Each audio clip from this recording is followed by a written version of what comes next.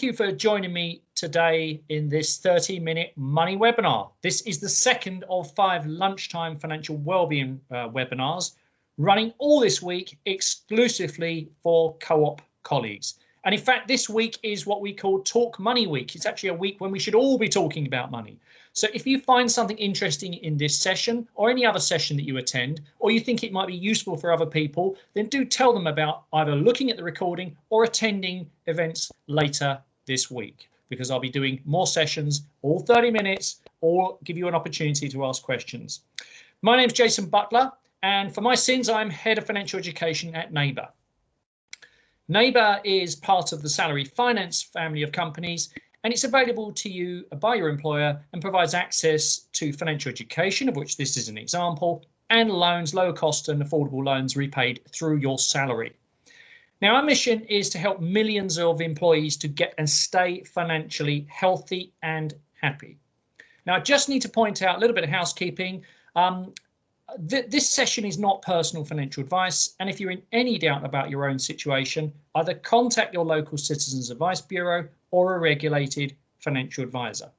Now, if you have money-related questions, you can either submit them anonymously via the Slido app, which I've just given you the details of, or you can put them in the chat box, whatever suits you. We'll try and get as many. We've got about 8 or 9 minutes at the end to answer any question you've got. Now, I can't give personal advice, but I can give you kind of general feedback of what I might do in that situation or my views on things. But bear in mind what I've said here. If you need personal advice, then you either might need to go for guidance to the Citizens Advice or get a regulated financial advisor to help you. Now, look, there are 8 money milestones that I've developed that I teach people to help them improve their financial well-being. Milestones 1 to 4 need to be done in order. Milestones 5 to 8, now they can be done concurrently. So you can do a bit of 5, bit of 7, bit of 8. You don't have to do them in order. And today we're going to be talking about milestone 2. Yesterday we spoke about milestone 1, which is creating a smart spending plan, which is the cornerstone. Today we're going to be talking about basically building your starter emergency fund of £1,000. Now, do bear with me if you have more than £1,000, because you can share this with people you know, but also the principles will hold good for later sessions that we do later in the week. Now, let's just talk about what we mean by financial dramas. A financial drama is an event that is beyond your control that causes you stress, anxiety, or worry. Now, it could be unexpected expenses like your car needing essential repairs, or your dog needing an operation, or your boiler breaking down.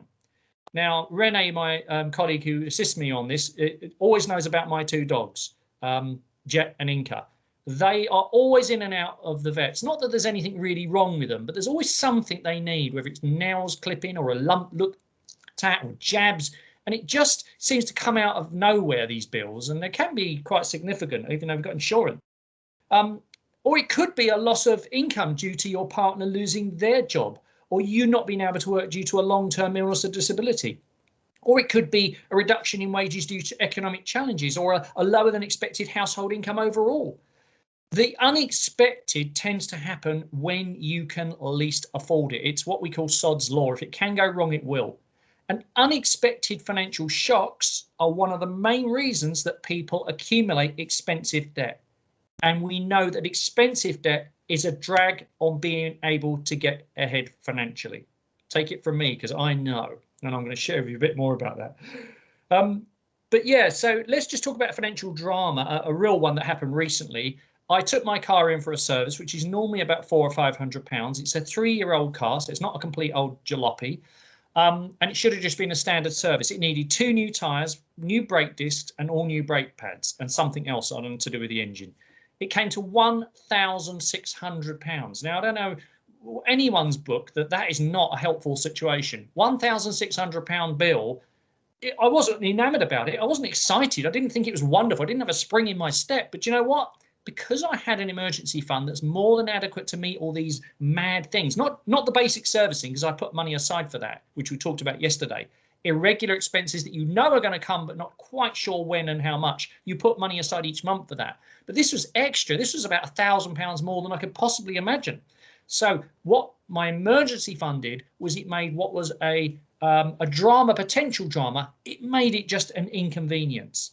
Right, now, let's have the first poll. So go to slido.com, event code # 73779. I want to know how many times in the past 12 months have you faced a significant unexpected expense? I don't mean 40, 50 pounds, but something more significant. Is it none? Is it once? Is it twice? Or is it 3 or more times? So let's get a sense of how often this stuff happens. So vote away, please. So is it none, once, twice, or 3 times? So that is, again, event code. It's slido.com, # 73779. Are we getting any signs of life for Renee? Yes, we are. And just to flag to everyone, I've just posted the link in the meeting chat as well, in case you haven't accessed that. So looking at the results, we have once 44%, twice 31%, 3 or more times 19%, and none 6%. So what's our highest one there? Once. So that's at 47% now. So overall, there's only 6% of people who have never had a financial shock happen to them in the last 12 months. Correct. Yeah. Right. So the bulk of people live in the real world where stuff happens. Right. Yeah. So here's the thing. If it happens, we now know why it's so important to have an emergency fund. If we don't have an emergency fund, we have to borrow.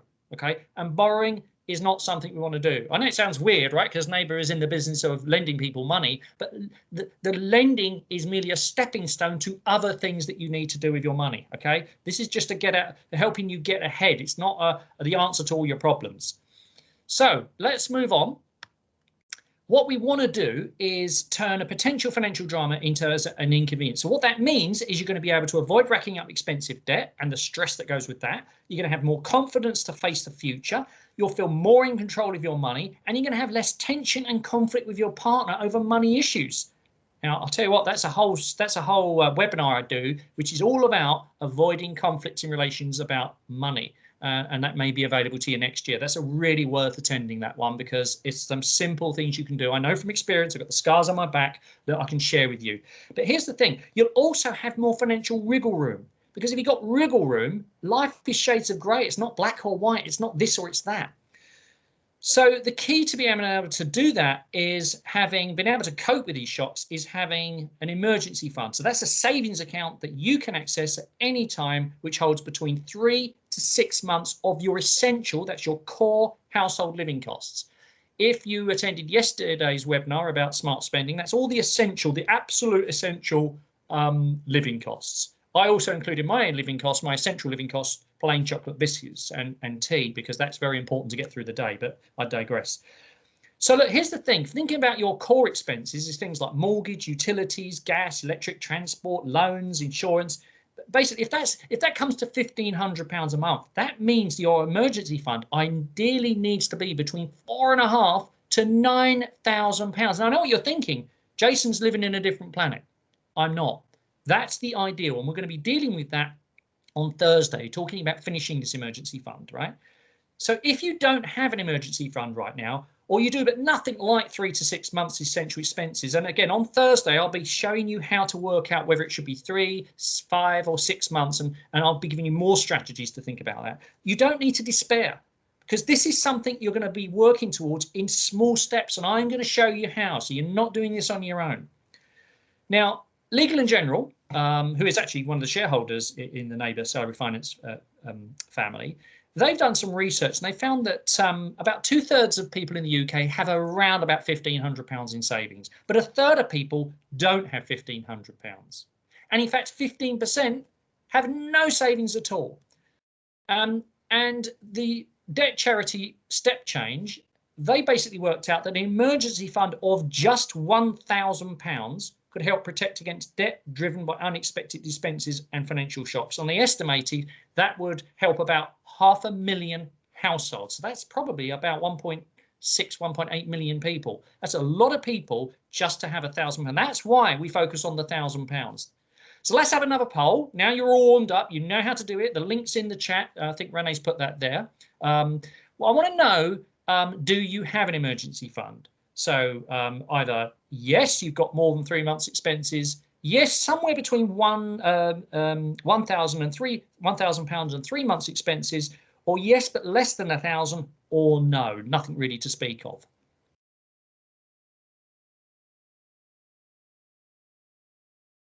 So again, the event code there is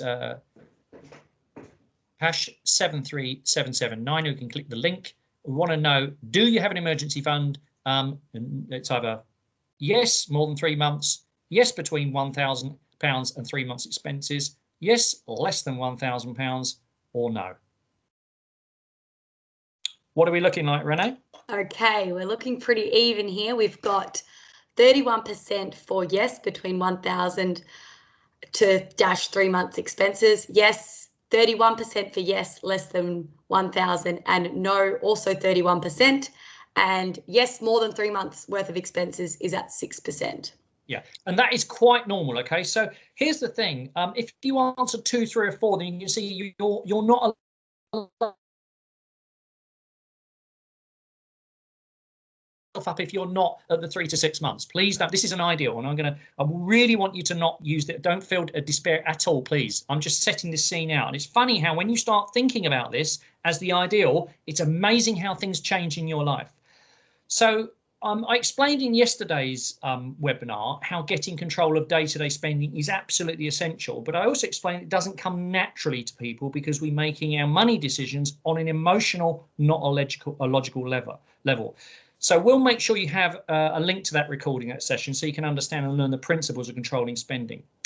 But here's the thing: once you've created your spending plan, which we talked about yesterday, we just want you to focus on getting to a starter fund of £1,000.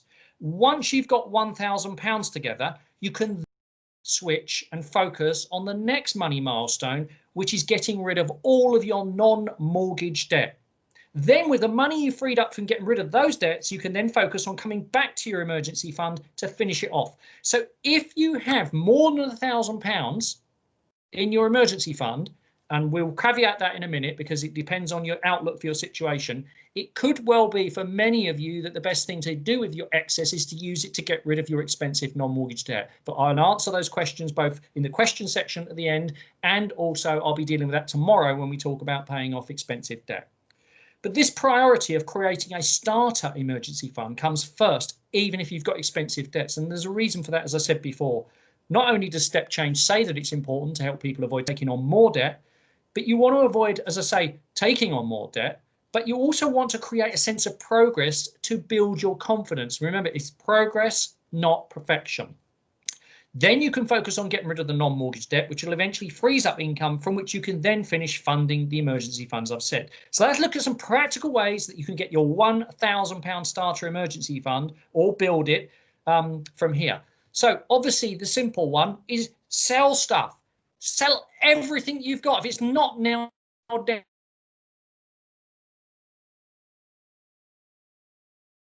and haven't used it or can't justify keeping it, it's time to sell it for cash. Sell old gadgets to one of the online buying sites. I've just sold an iPhone for £100. Okay, I didn't even think it was worth anything to anyone. You can sell or rent fashion items. You can even sell old books. My daughter's just sold for about £120 a load of textbooks from her 3-year degree course. People will buy this stuff. Here's another thing. You might have to sell your car and buy a cheaper one to free up cash, to make it easy for you to get ahead. If you've got no emergency fund, it's funny how what happens is when you've got the money, you start feeling more relaxed. Things come to you. Abundance wants to come to people who feel good about their finances. Look in the loft, the junk cupboard, the drawer. There's always stuff to sell. There's amazing. I had a garage for 4 years, which are really old bricks, not many of them, 200. I managed to sell them for £100 because someone was finishing working on an old house and they needed a small amount of bricks for their fireplace. And it's amazing. And I put it on Gumtree, took the picture, gone. I had a fireplace. I had a fireplace sitting in my garage, which I bought years ago, which was too big for one of my rooms. I just put a picture on fire because the only reason I sold all this stuff is because I had to demolish the garage because I'm putting a building on it. But it was all sitting there. I sold that for £60 to a young couple who came that day within an hour and gave me £60 without any quibble. So there we go. You can always find stuff to sell. The other one is earn more, right? I know it sounds simple, but doing extra shifts, starting a side hustle, getting a promotion, trying to get more responsibility. You can do online surveys and consumer research for money. It's not going to make you rich, but it will help you get more money together. You can even rent a spare room in your house, and up to £7,500 per tax year is tax free. So that's well worth doing. And here's the other thing. Check that you're getting all the state benefits to which you're entitled. I know it's a minefield and we're sometimes embarrassed, or we don't put the time in, or we don't realize our circumstances have changed, but the benefit rules are changing all the time. And this website, entitled2.co.uk, is a great way of checking what you're entitled to. I used it last year and realized that my wife was entitled to carer's allowance of £68 or £69 a week because she looks after her elderly mother who's in her mid to late 80s, who's got an illness. And we didn't even realize. And I'm in the business of looking after finances and helping people do the right thing. So if I used on entitled2.co.uk to find myself another, it's about £3,000 a year, you can possibly as well. But you've got to do whatever you need to do to bring more money in, with all the extra going straight to your emergency fund.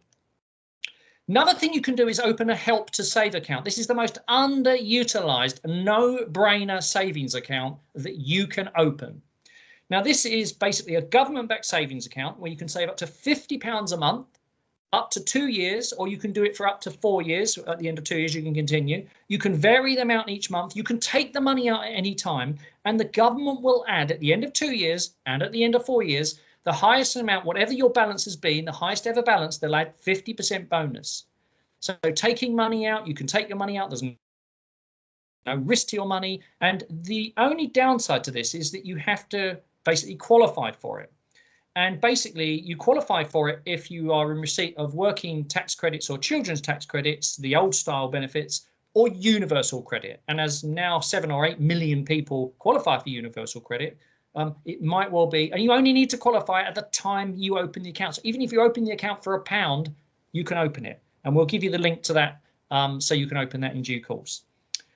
So put the first £50 a month of your starter emergency fund or your emergency fund into the Help to Save account if you qualify. Otherwise, just open a standard savings account, an online one, or separate a pot with your bank. It doesn't really matter what the interest is, right? I mean, it's nice to get some interest, but it doesn't really matter because this is a sure insurance against things going wrong. And it's about the money that you need. This sounds obvious, but live on the bare essentials. There's an old saying, you're not going to see, I know restaurants are closed, but when they open, if you're building your emergency fund or you're paying off debt, the only time you should see a restaurant is if you're working there or making a delivery to it. Okay, that's an old saying, and it's harsh, but it's true.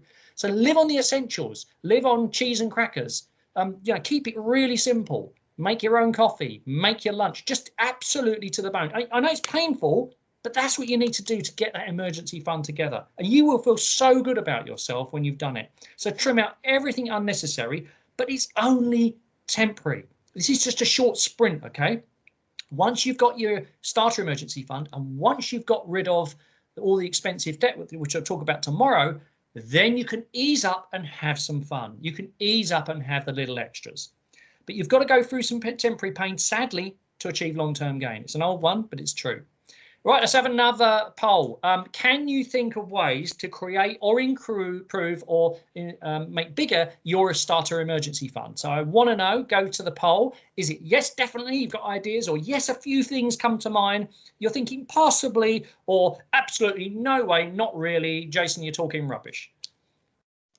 So can you think of ways to build or improve or increase your starter emergency fund? Definitely, yes, a few things come to mind. Possibly, not really. That's event code 73779, or click the link on the chat function. This will be interesting. It's Tuesday. We still got optimism. How are we looking, Renee? Yes. Any signs of life?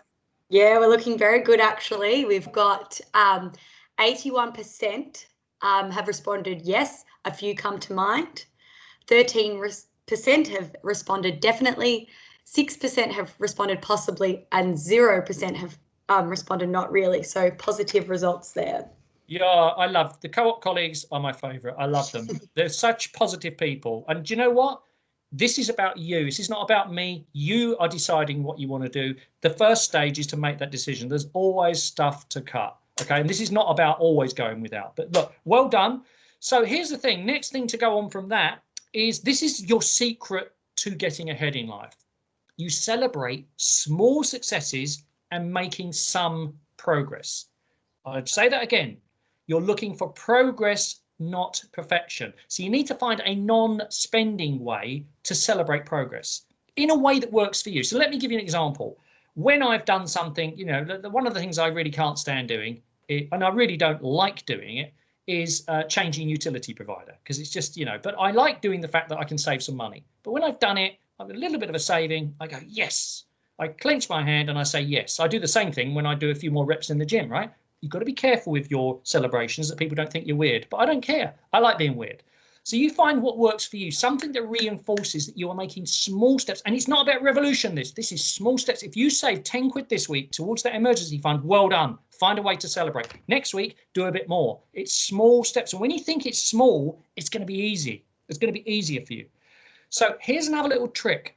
When you're doing your starter emergency fund, and we also talk about this on debt reduction, when you focus on small achievable milestones, what you're doing, you're thinking, I'm just going to get to savings, then I'm going to get to 500, then I'm going to get to 750, then I'm going to get to 1,000. So here's the thing, until you get to £500 in your starter emergency fund, focus on how much you've already saved, the smaller of the number. So if you save 300, well done, it's 300 I've saved. Don't focus on the 700 you still got to save.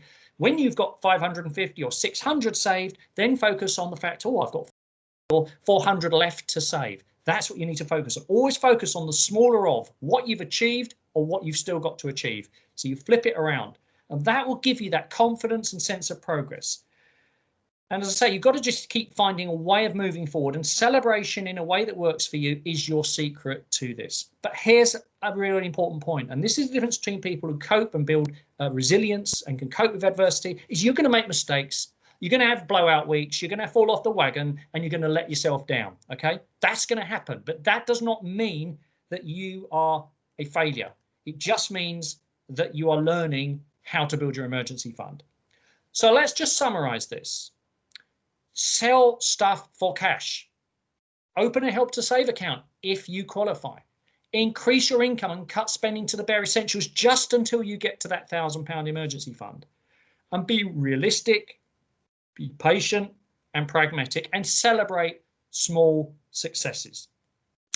Right now, we've got some time for questions before we wrap up. Hopefully, that's been relatively fast for you. Any questions that anyone's got on Slido there, Renelle? They've been very, very shy and think that no one would ask the silly question, because there are no silly questions. Because if there aren't any questions, I've got loads that I've had from last week's events. No, unfortunately, there's no questions, and I've just posted the link again if anyone wants to pop one in there. But yeah, this is your time. I've 31 years experience, and I've interviewed over 1,400 people in my time. So I have met every kind of person. Ooh. And I've had my own journey. Well, let me share you a couple of things. Wait, Jason, there's a question. All right. Is there a preferred place for an emergency fund, e.g. premium bonds? No, you don't want premium bonds. Premium bonds can form part of your overall emergency fund when you start getting it bigger. And I have it in my cash reserve just for that kind of fun that I might win the million and, you know, or I might win 100,000. You know, it's a bit of fun, right? But not for the starter emergency fund. The starter emergency fund must go in an immediately accessible account. I know people think, oh, you know, if I can get to it, it's a problem. It's designed for when something goes wrong and that £200 bill, that £400 bill comes in.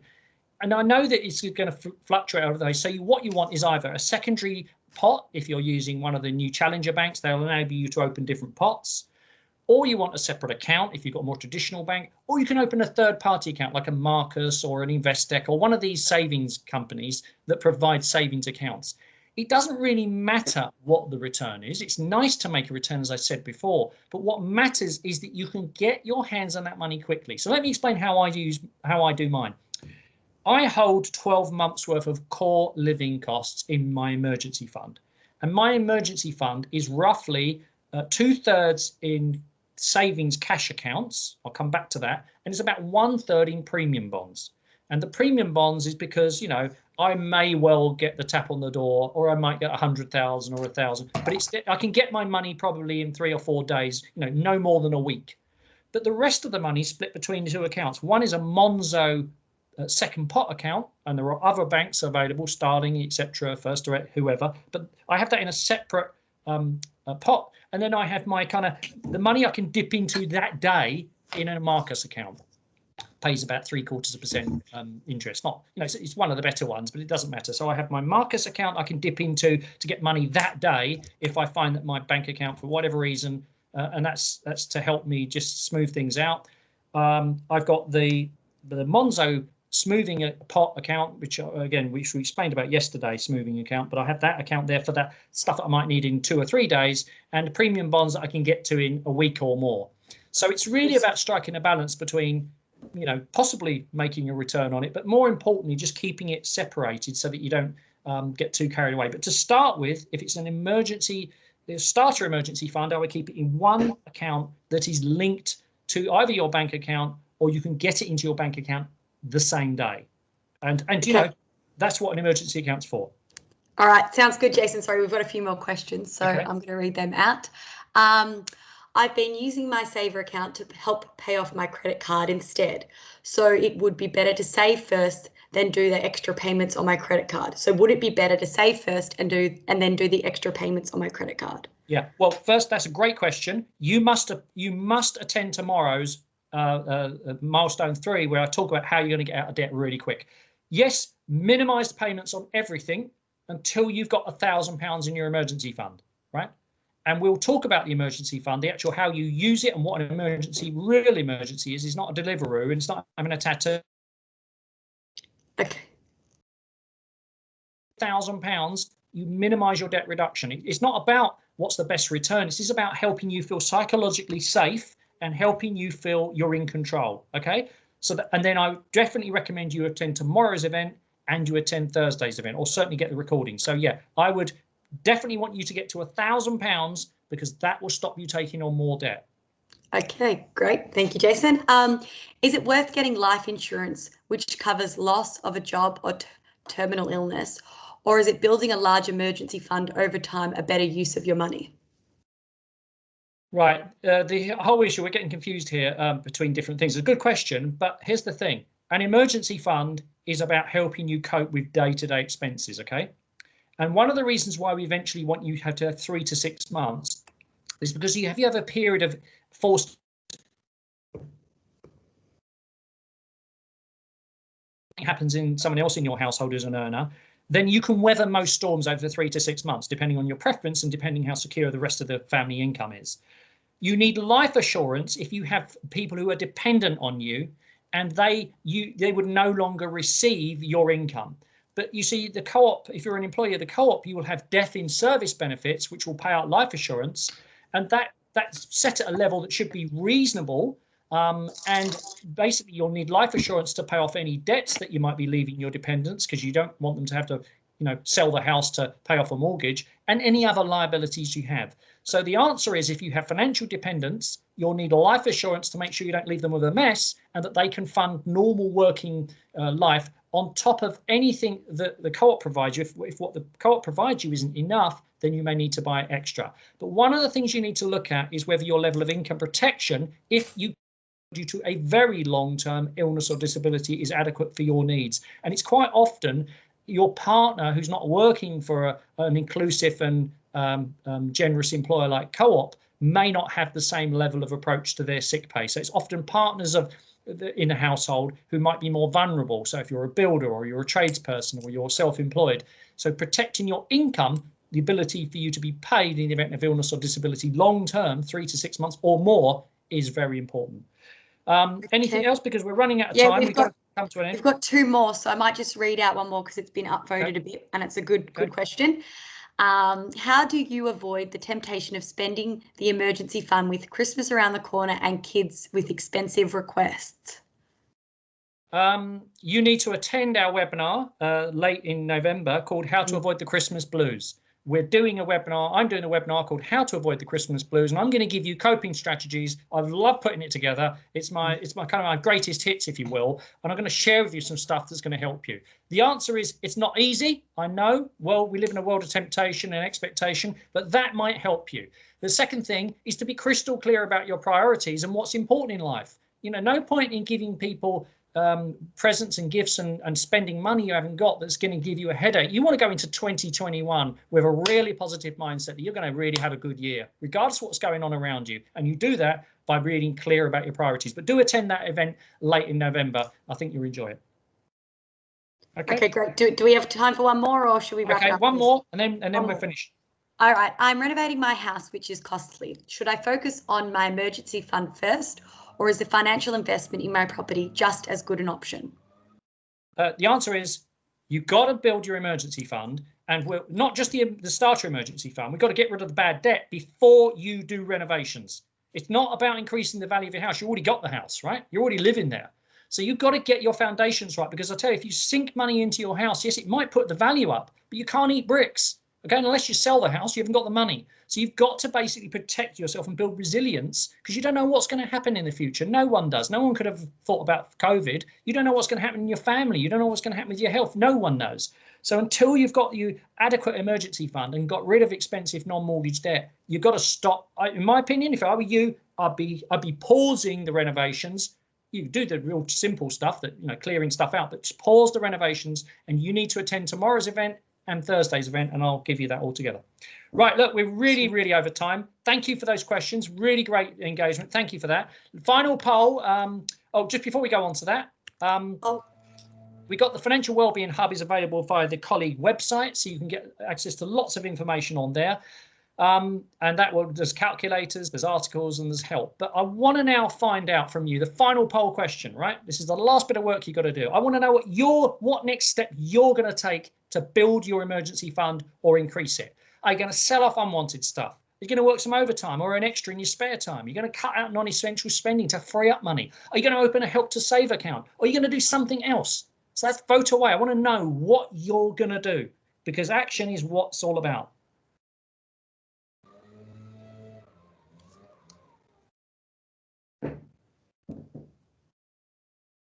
Sell off unwanted stuff, work overtime or an extra in your spare time, cut non-essential spending to free up money, open a Help to Save account, or something else.